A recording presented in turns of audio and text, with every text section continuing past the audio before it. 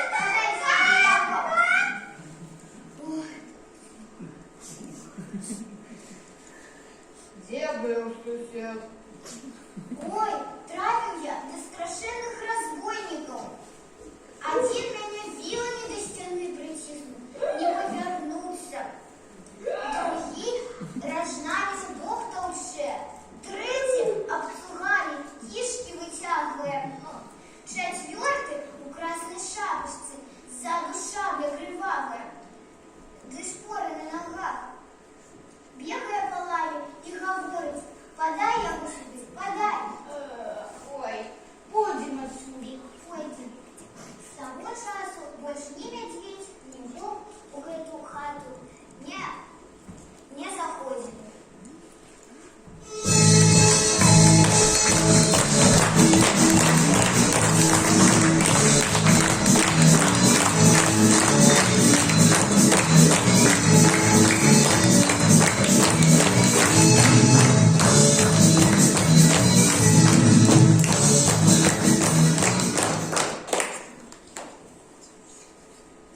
Раскаркалась синею осень одна ворона на сметнику. Вы, Савея, хочете, а я не могу тут целую зиму мерзнуть. А что ж ты думаешь робить, разумная? Полечу за море, там, кажуть, зимы не бывает. Ну что ж, счастливой тебе дороги. Собралась гонористая ворона и полетела за море. Ты кто? Ніколи ми в своїх краях такої птушки не бачили. Може, ти полночний соловей? Йон, кажуть, п'яє, як звоночок звенить. Але, я полночный соловей.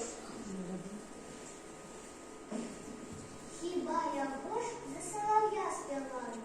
Чому ж йому тільки гонор і повага? Поспівай нам, полночний соловейко. Він ж хоче нам твій голос почуть. Кав, кав, крав, крав, гей, гей, я полночный соловей. Да пошла ти преси свої пісні, ти даєш як жаба. Вырвалась ворона от неудачных слухачов и полетела назад до дому. Не захотела ворочаться на сметник, полетела на речку. Ну, голод не тетка, коли нема рыбы, ой, рыба. А? Ай-яй-яй! Ой, добре, що трапив дюгу не некой жодної галки, а самой пані Вороні.